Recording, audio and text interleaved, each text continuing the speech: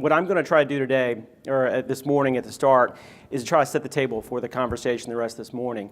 If you've been reading the papers at all the last year, you know that in addition to being very busy on several other topics on the Hill, the administration has been very busy in the area of international trade. And those of us who do international trade for the last year and a half, it's been among not simply the busiest period of the last, say, 20 years, but it's been the busiest on the most number of issues. There's a lot going on in a lot of different spaces. I've given several presentations over the last couple months trying to catch up people on what's happening in the different areas. And one of the things that I find is just keeping up with that sort of multiplicity of issues, whether it's the tariffs and it's China, or whether it's NAFTA and the renegotiation. People are reading about steel and aluminum tariffs, retaliatory tariffs against U.S. exporters. There's a lot going on. So I'm going to try to touch as much as possible on all of that and give us just a little bit to chew on for each of those, knowing that we have some speakers coming up after me who are going to focus on some of the industry-specific parts of this, those things that you are most familiar with, the things that you're dealing with, and we'll go into greater depth. But I'm going to try to set the table for this conversation. So let's see if this works. I have a mixed history with PowerPoints. All right. So what I'm going to do is I'm going to try to first take a look back over the last 18 months, the things that have been keeping us busy, how we got to where we are.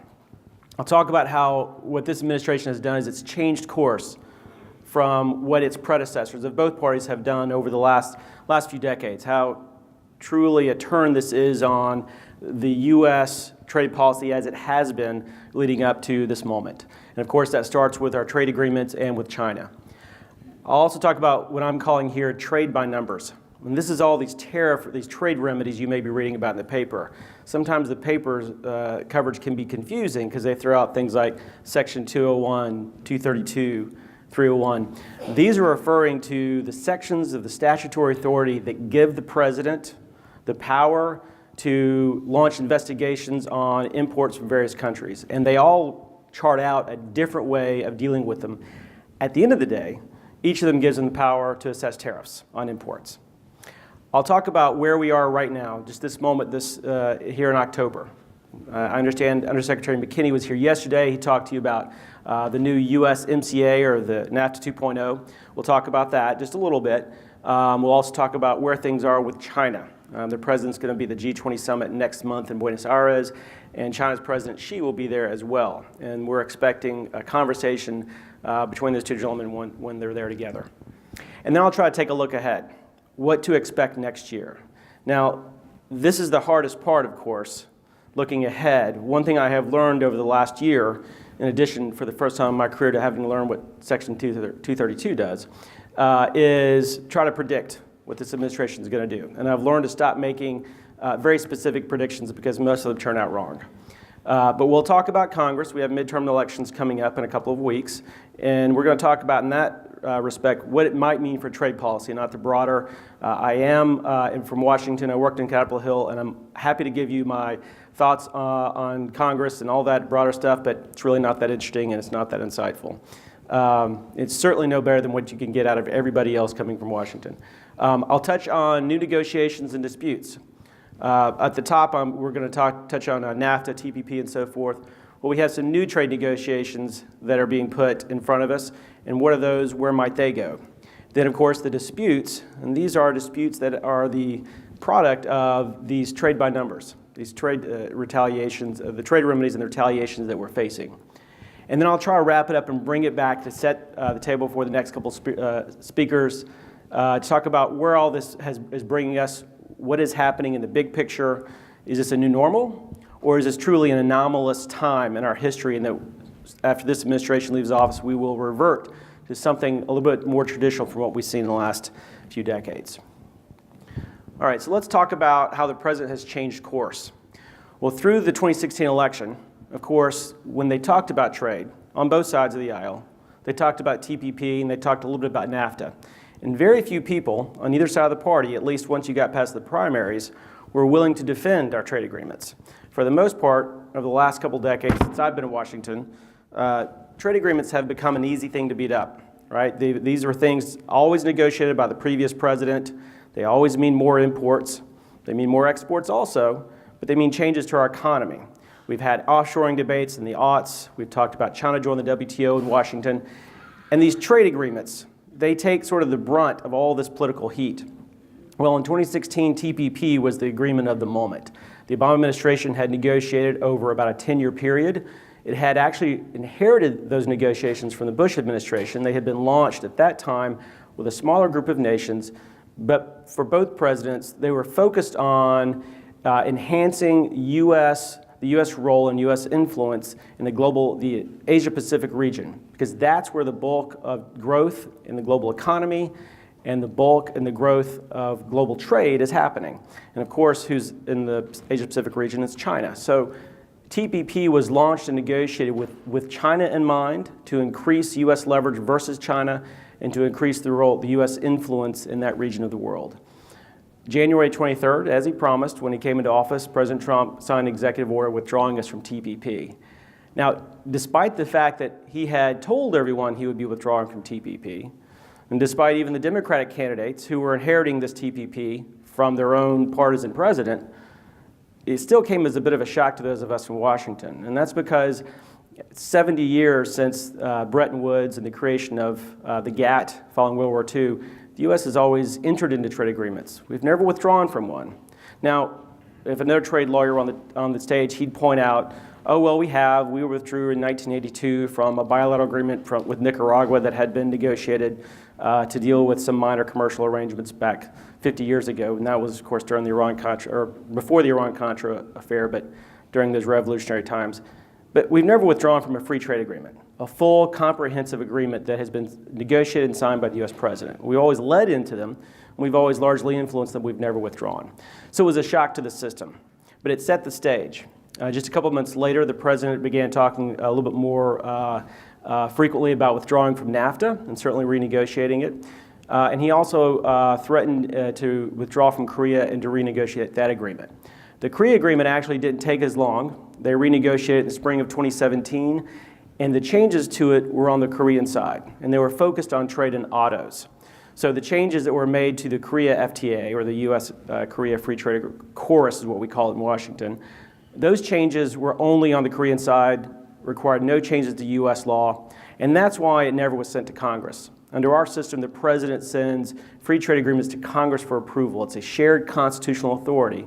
He negotiates them, but Congress has to approve them. It doesn't go into law. No changes in U.S. law are affected unless Congress actually passes implementing legislation to enact those changes. Well, the Korea rewrite didn't require any changes for us, so it kind of came and went in the news. But the NAFTA negotiation, of course, was much bigger. The president briefly considered withdrawing. It was sort of a bit of a public debacle. There was a meeting in the White House, I think this was April, where part of his staff wanted him to withdraw from NAFTA and part of his staff did not. And one afternoon, while the pro-NAFTA part of his administration was focused on tax reform proposal, the anti-NAFTA part of his staff put before him an executive order to withdraw from NAFTA. So Theron quickly convened a meeting of cabinet members and senior staff, and they discussed and decided to stay inside NAFTA. And a big part of that conversation, as I understand it, I was not in the meeting, was Secretary Perdue, who had only recently been sworn in as the new Secretary of Agriculture, and of course, as Agriculture Secretary, has as his mission to protecting U.S. agriculture, and we are, of course, a large exporter of agricultural products. We are one of the most competitive sort of across the board, and access to our export markets is very important for farmers. Since that time, after that meeting, they launched the renegotiation around Labor Day. The negotiations picked up steam going into the fall with the aim of having those negotiations wrapped up by the first of the year. They took a little longer. Once they got into 2017 or 2018, the real question was, would they get done in time to send a new NAFTA agreement to Congress?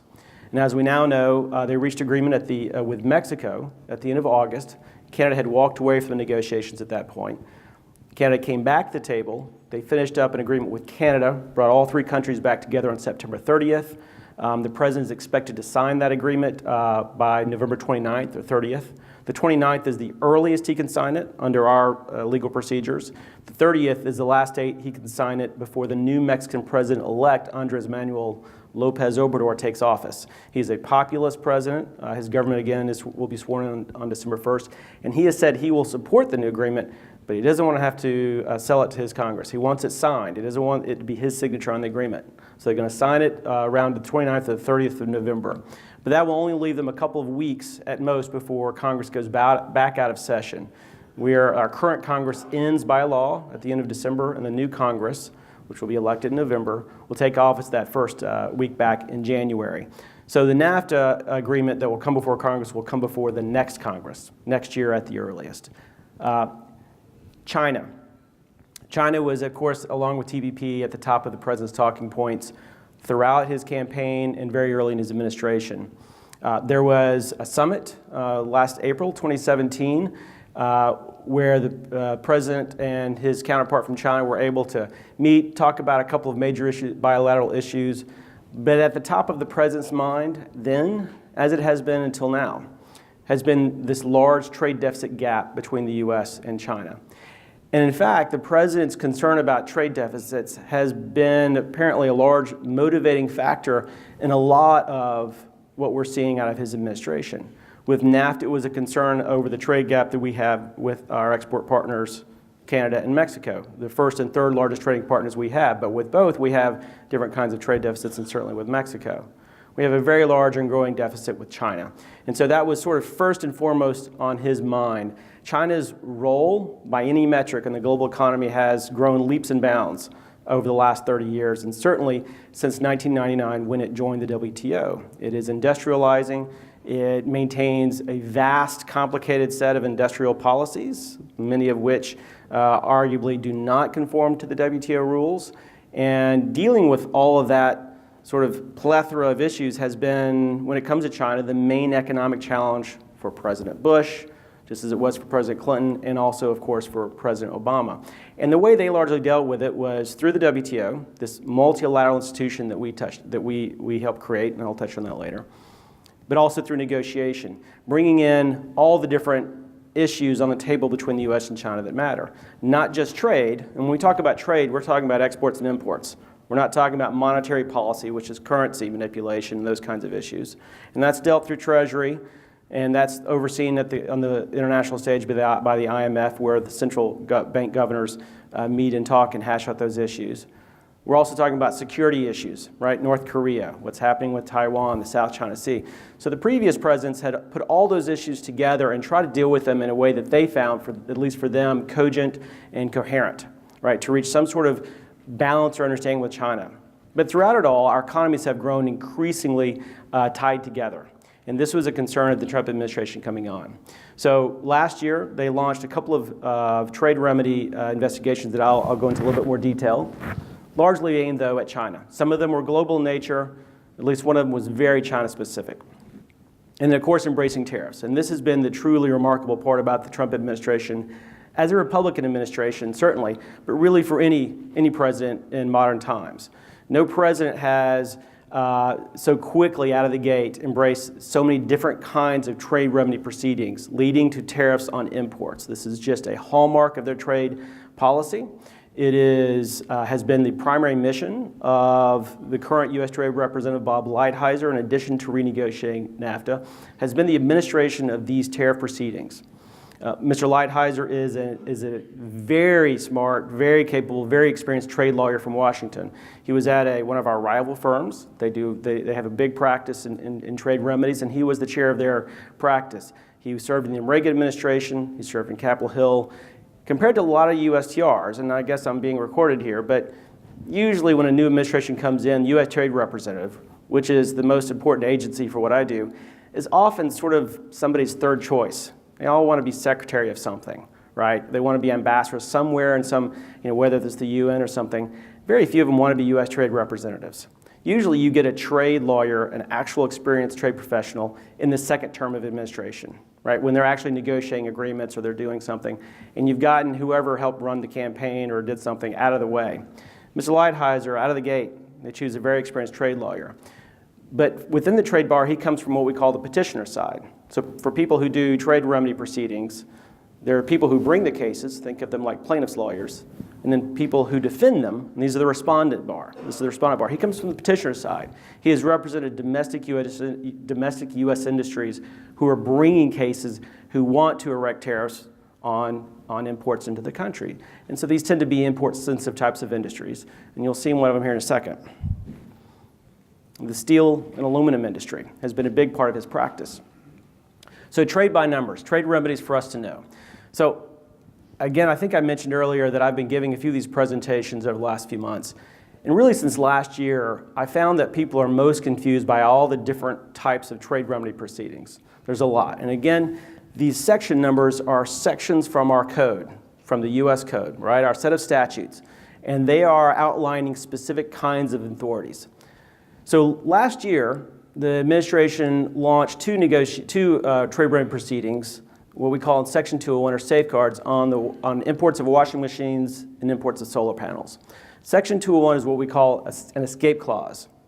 When a U.S. industry is suffering as a result of imports, it's falling behind competitively, the profit margins are in the red, the industry can't quite catch its breath, reinvest, find its stable footing, the U.S. government can come in and set a temporary tariff on imports of that product for no reason other than our guys are hurting.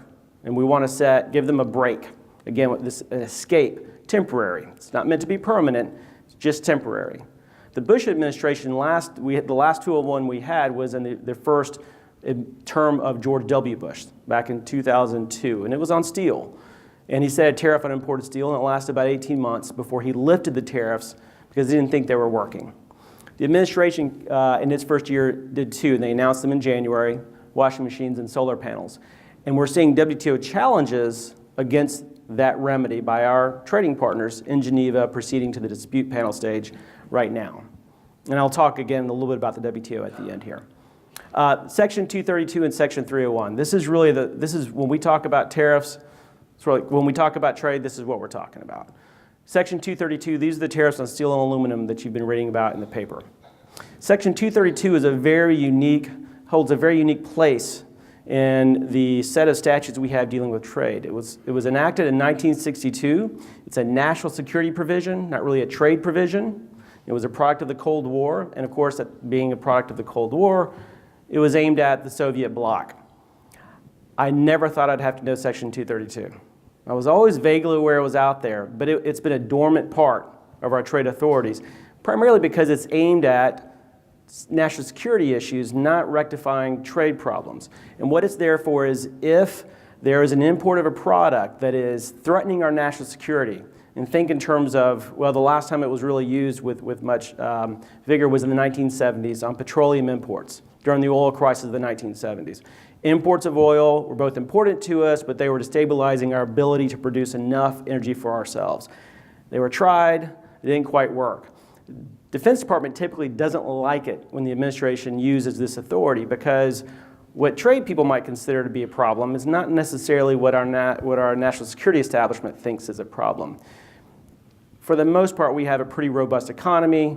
If we have a problem producing a certain kind of product, it tends to be issues within that industry, but it's not necessarily a threat to our national security. Well, the administration came out with this, and they self-initiated these investigations. And within 45 minutes, you might think I can cover the world in trade. I can talk for, if you haven't already figured this out, for weeks. But there's so much beneath the surface here, and this is a good example. Under the WTO rules, which we help largely write, countries have the right to self-initiate trade remedy proceedings, or their domestic industry can bring these cases. Usually around the world it's domestic industries, but sometimes some countries do self-initiate. We very rarely, in fact, almost never self-initiate because we want our economic decisions to be brought to us by the affected industry. As a general rule of thumb, the US government doesn't self-initiate very often. We do it sometimes, but it's rare. The administration self-initiated both of the Section 232s, and it also self-initiated the 301 unfair trade and IP on China. And let's talk about that now. So Section 301 is sort of an all-inclusive trade remedy proceeding. It was enacted or codified, I should say, in the Trade Act of 1974. And it is an authority that gives the president the right to take action against a foreign government when he or she thinks that they're sort of just misbehaving, that they're engaging in unfair trade practices. And it's a comprehensive statute, and it delegates the president a lot of authority. When we joined the WTO, we went from the GATT to the World Trade Organization back in 1994, went into effect in 95.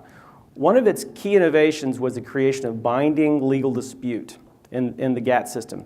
We'd had dispute settlement in the GATT, but it didn't have any teeth. If another country was sort of cheating or not abiding by its obligations, all the other country could do was sort of bring diplomatic pressure to bear. But under the WTO, with binding dispute settlement, we have now we have a dispute settlement system with an appellate body, which works sort of like a Supreme Court.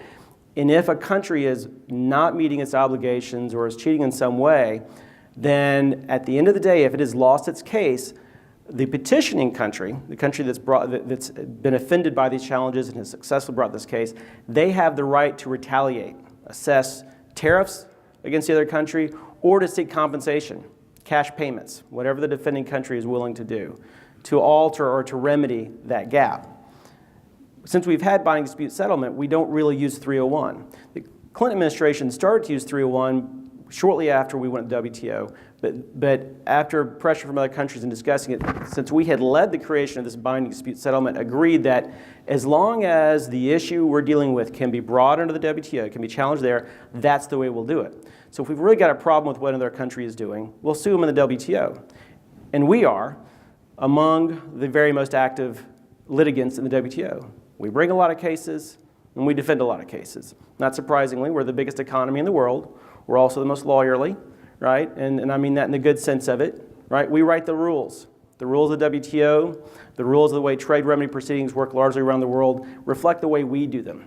We write these statutes, other countries come and they copy us. They come over and watch how we administer these cases. They come meet with U.S. lawyers to figure out how they should administer these cases on behalf of their petitioners and respondents, right? So we're very influential in the way the rest of the world thinks about these things. And as a result of that leadership role, one of the things, again, that we try to do is we try to lead by example in the WTO. I mentioned that this case against China started last year. So the administration started this 301 investigation on intellectual property practices in China. And by anybody's right, by anybody's light in Washington, what China has been doing in intellectual property has been pervasive, and it's a major problem. And the one thing you'll hear on both sides of the industry, from the Chamber of Commerce, who's sort of ardently free trade, to your most important sensitive industries is, yeah, we have to do something about China. Nobody really quibbles with that. Where they quibble is how it's being done. This sort of leading with the barrel of the gun, and that's what the 301 has done. This spring, the administration, after it finished its investigation on 301 against China, and it concluded that action needed to be taken. Not surprising, there were real problems. Just another annotation about that. On intellectual property, this is a problem that's around the world, right? And this is not just in our creative industries. This is not simply in the digital economy. This is in virtually every sector of our economy, right? Wherever there's innovation, patents, trademarks, copyrights, you're seeing cheating in China. A lot of companies in the US were afraid to actually seek this investigation because if they stand up and they say in public, China is stealing my IP, I go over and try to do business in China, they force me into a joint venture, and they force these tech transfers. They force me to share with them my technology, my trade secrets, and I don't like it. But if I stand up and say something about it, they're just going to come after me harder. So in self-initiating this case, again, I sounded like I might have been hitting on the administration for self-initiating, but it was a stroke of strong action, right? Because no one company wanted to stand forth. By the administration taking the lead, companies were able to then kind of follow behind them. What's happened since the spring, since the administration concluded that action needed to be taken, is we have assessed an escalating series of tariffs against China. Announced in May, with further detail in June. The first list, we're calling these lists, right? These are in baskets. The first basket of $34 billion in tariffs, or another way of saying this, tariffs against $34 billion of Chinese goods took effect on July 6th. We're calling that list 1. List 2 are tariffs against another $16 billion in Chinese goods that took effect on August 23, I think, 23 or 24. Together, those were covering $50 billion in trade. and were the initial announcement that the administration made. In September, they launched tariffs on what we call List 3. This is $200 billion of goods. So if you're keeping count, that's about $250 billion in goods coming from China we have imposed tariffs on. Now, what China has done, as it promised, with each of these escalating sets of tariffs, is they have imposed retaliatory tariffs. So when we imposed tariffs on $34 billion in Chinese exports, they imposed tariffs on $34 billion in U.S. goods. How am I doing on time? 10. I'm at 10. All right, I'm going to start rushing through this. This is really the big part of the fight. This is China, right? The president has already talked about tariffs on $267 billion in goods coming from China. That will cover everything we take in goods from China. Their list 3 was on $60 billion, bringing them to 110. That's because they only import about $130 billion against us, from us. So we're already coming towards the end of assessing tariffs on all the goods. What happens next? No one really knows. That's where you get into non-tariff action. All right, quickly where things stand. I mentioned the NAFTA deal signed or reached on the September 30th. Will be signed November 30th, and then we'll go to Congress next year. China, Trump and Xi are expected to meet at the end of November at the G20 summit. This will be their first head-to-head meeting. Negotiations between our two countries at the senior level have fallen off since the spring. Secretary Mnuchin has at times attempted to initiate conversations within the administration, but they've not gone very far. And then managing tariffs. From a trade lawyer's perspective, what we're doing right now is we're going through what we call a product exclusion list process, where companies can go to USTR and the administration and say, you've assessed tariffs on these products coming from China, but I need these products. This is the only place I can get them from. And I understand that the long-term goal may be to create alternative sources of supply, but that's going to take years. And right now, because of these tariffs, my costs have gone up. And then companies are trying to get used to what does that mean? Are we selling them for the long haul? And then the election season, midterms, November 6th, you have, I think, 34, out of the 33 or 34 Senate seats up. Maybe it's 35 because of a couple of special elections. 25 are Democratic seats that will be defended. All right, briefly looking ahead, change is coming. By this, I mean in Congress. Even if Republicans hold on to the majorities, you're going to have probably more Democratic members in the House, meaning a more hostile environment in the House for the president. You may have more Republicans in the Senate. What that means for the consideration of the U.S.-Mexico-Canada agreement, no one really knows. When I mentioned no longer giving predictions, I meant on NAFTA. So, I said last year, renegotiating NAFTA was a disastrous idea because it was the original bad agreement that everybody hated. Nobody would want to have to vote for it again. Now the threat of losing it, after a year of thinking about it, everybody's like, we dodged a bullet. We have a new NAFTA. The worst thing would have been withdrawing from the old one without a new one. Now we have a new one. So already the Democratic leadership is saying things that gives it the room to support NAFTA. And then legislative threats against the president's authority. And these are coming from his side of the aisle. I mentioned the Section 232 on steel and aluminum. What I haven't talked about, and maybe I think I have coming up, at the very end, are promises by the administration or actual investigations by the administration of a Section 232 national security investigation on imports of autos. All right, so this is the Toyotas and the Mercedes and the BMWs and the Nissans that we make here in the United States, those companies. And the scale of that is much bigger than steel and aluminum. So the launch of those investigations prompted Senator Corker of Tennessee, a set of Republicans in the House, Senator Portman from Ohio, who used to be USTR under President Bush, to introduce legislation that would actually curb the president's ability to impose these types of tariffs without congressional approval or a congressional role. Looking quickly ahead to negotiations and disputes, the administration this week announced or submitted formal notice to Congress of new negotiations, a free trade agreement negotiation with Japan, with the United Kingdom, and with the European Union. The EU negotiations won't be a full FTA. They'll be scaled back. This is a result of a conversation between the president and his counterpart from the EU back in the summer, and they're going to be focused on industrial tariffs. Right now, they're just focusing on regulatory issues. Challenges to the tariffs. These are the WTO challenges that other countries are bringing. Canada, Mexico, China, Russia, EU are all challenging us in the WTO over our Section 232 tariffs on steel and aluminum. And of course, with China, we're engaged in disputes as well. And if you're counting, those are all of our biggest trading partners. Then reforming the WTO.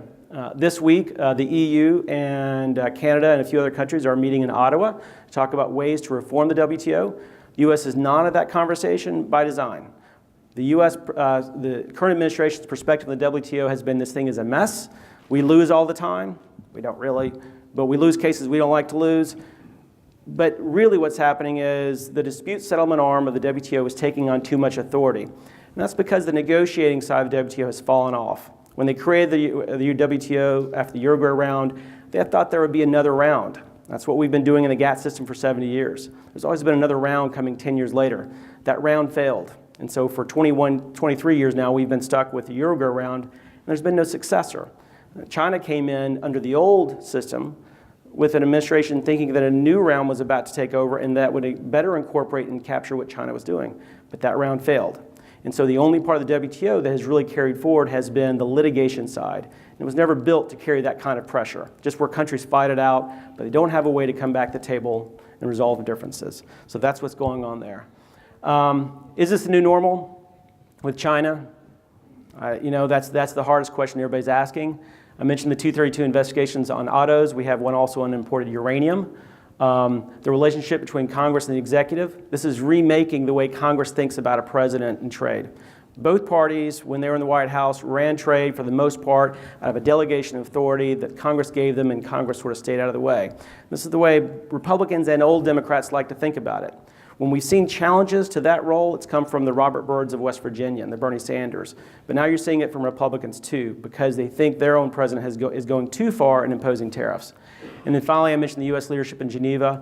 In addition to the problems with the litigation, we're actually blocking the appointment of new appellate body members. This is the Supreme Court. We're now down to 3. That's the minimum number that the appellate body can function with. By next November, if we keep blocking new appointments, they'll fall under 3 because the people on the court now will rotate off. And the litigation side of the WTO itself will cease to function. And at that point, the WTO will be really at a truly existential crisis. So I probably went a little bit over.